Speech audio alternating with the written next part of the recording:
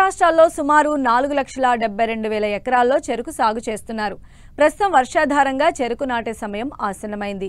చెరుకు సాగులో రైతు ఏడాది కాలం పాటు ఒకే పంటపై ఆధారపడాల్సిన పరిస్థితి ఉంది. కనుక నాటే సమయంలో విత్తనం ఎంపిక, నాటు పద్ధతిలో తగిన మెళకువలు పాటించినట్లయితే ఆశించిన ఫలితాలు పొందే వీలుంది. మరిన్ని వివరాలు సీనియర్ శాస్త్రవేత్త డాక్టర్ వి గౌరీ ద్వారా తెలుసుకుందాం.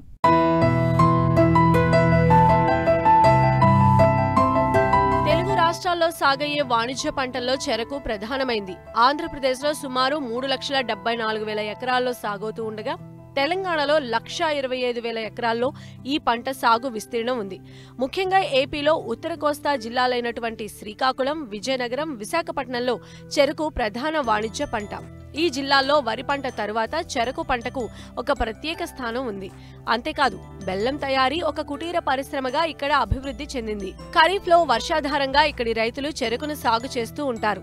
చెరకు దీర్ఘకాలిక పంట కావడం, పాత రకాలనే సాగు చేయడం, మరోవైపు పెట్టుబడులు పెరగడం, దిగుబడులు తగ్గడంతో చాలా వరకు చెరుకు సాగును వదిలేస్తున్నారు రైతులు.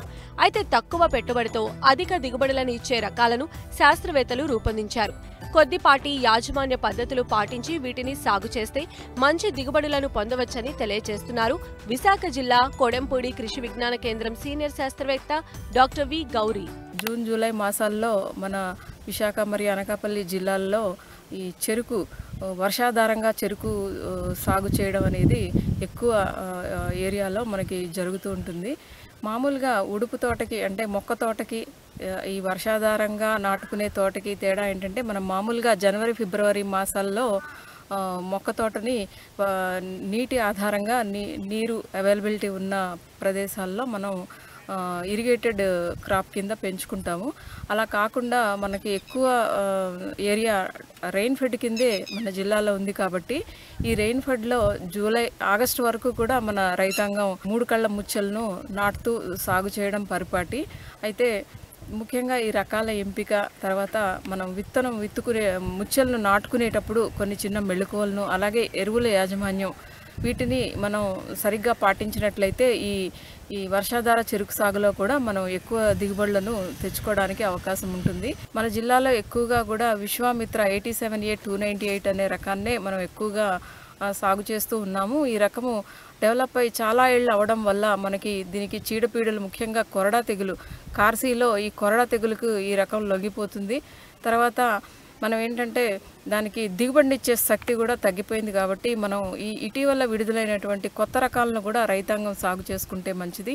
మనం ఒక 4-5 ఎకరాల్లో సాగు చేయాలనుకున్నప్పుడు ఒక 2 ఎకరాలు మన పాత రకం పెట్టుకున్నా కానీ ఇంకొక 2-3 ఎకరాలు మనం కొత్త రకంతో మనం సాగు చేసుకున్నప్పుడు మనకి పీడల బెడద నుంచి మనం సేవ్ అవుతాము. అలాగే మనకి ఎక్కువ రస నాణ్యత, తర్వాత రసం దిగుబడి, తర్వాత మనకి ఈ చెరుకు, తర్వాత బెల్లం దిగుబడి ఇవన్నీ వచ్చే రకాలు కొత్త రకాలు ఉన్నాయి కాబట్టి మనకి లాభదాయకంగా కూడా ఉంటుంది.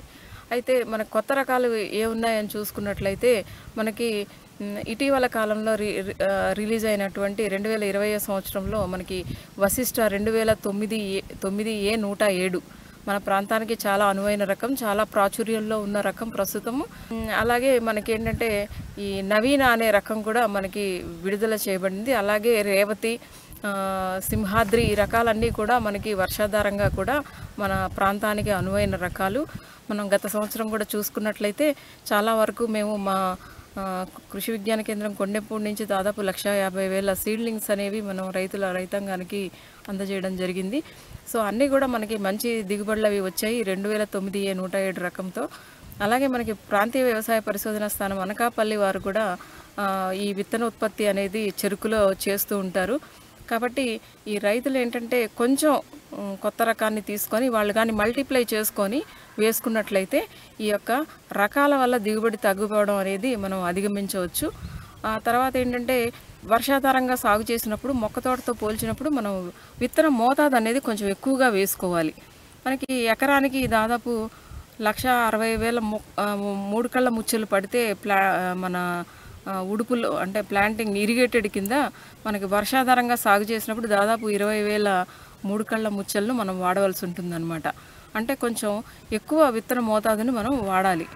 తర్వాత విత్తనాలను ఏంటంటే మామూలుగా 3 కళ్ళ ముచ్చులుగా నరుక్కున్న తర్వాత వీటిని మనం సున్నపు నీటి ద్రావణంలో నానబెట్టుకోవాలి.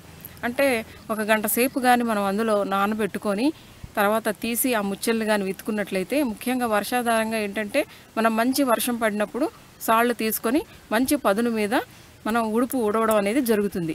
ఆ తర్వాత ఒక 10-15 రోజుల వరకు మనకు వర్షం రాలేదనుకోండి, ఈ దవ్వ అనేది ఎండిపోవడం, తర్వాత మొలక శాతం తగ్గిపోవడం ఇదంతా జరుగుతుంది. అలా జరగకుండా ఉండాలంటే మనం ఈ సున్నపు నీటి ద్రావణంలో కానీ ఆ ముచ్చెల్ని నానపెట్టుకొని వేసుకున్నామంటే దానికి ఏంటంటే డెసికేట్ అయిపోకుండా, అంటే విత్తన ముచ్చెలు అనేవి తేమను చాలా రోజులు పట్టుకొని ఉంచుకుంటాయి అన్నమాట. దానివల్ల ఏంటంటే మనకి ఒక డ్రై పీరియడ్ వచ్చినా కానీ, అంటే ఒక 15 రోజుల వరకు వర్షం పడకపోయినా కానీ దాంట్లో ఆ జీవం కోల్పోకుండా ఆ మాయిశ్చర్ అనేది రిటైన్ అయ్యి తర్వాత మనకి 20 రోజులప్పుడు వర్షం పడినా కానీ మనకి మొలక శాతం అనేది బాగా ఉండి మనకి ఎక్కువ మొక్కలు రావడానికి అవకాశం ఉంటుంది. మనం ఒక సాలుకి మధ్య దూరం కనీసం ఒక 2 అడుగులు ఉండేలాగా మనం సాళ్ళు తీసుకొని, ఈ సాళ్ళల్లో ఏంటంటే మనకి ఈ క్లోరిపైరిఫాస్ డస్ట్ 10% డస్ట్ అనేది మనకు ఉంటుంది. ఈ సాళ్ళల్లో మనం జల్లుకొని కానీ మనం ముచ్చెలను విత్తుకున్నట్లయితే మనకి చెదల సమస్య నుంచి మనం బయటపడవచ్చు. నేటికి చాలా మంది రైతులు పాత రకాలనే సాగు చేస్తున్నారు. వాటిలో తెగుళ్లను తట్టుకునే శక్తి నశించి దిగుబడి కూడా తగ్గుతూ వస్తోంది. ఇలాంటి పరిస్థితుల్లో అధిక దిగుబడినిచ్చే నూతన రకాలు రైతులు ఎంచుకొని శాస్త్రవేత్తల సూచనలు పాటిస్తూ సాగు చేస్తే అధిక దిగుబడులు సాధించేందుకు వీలుంటుంది.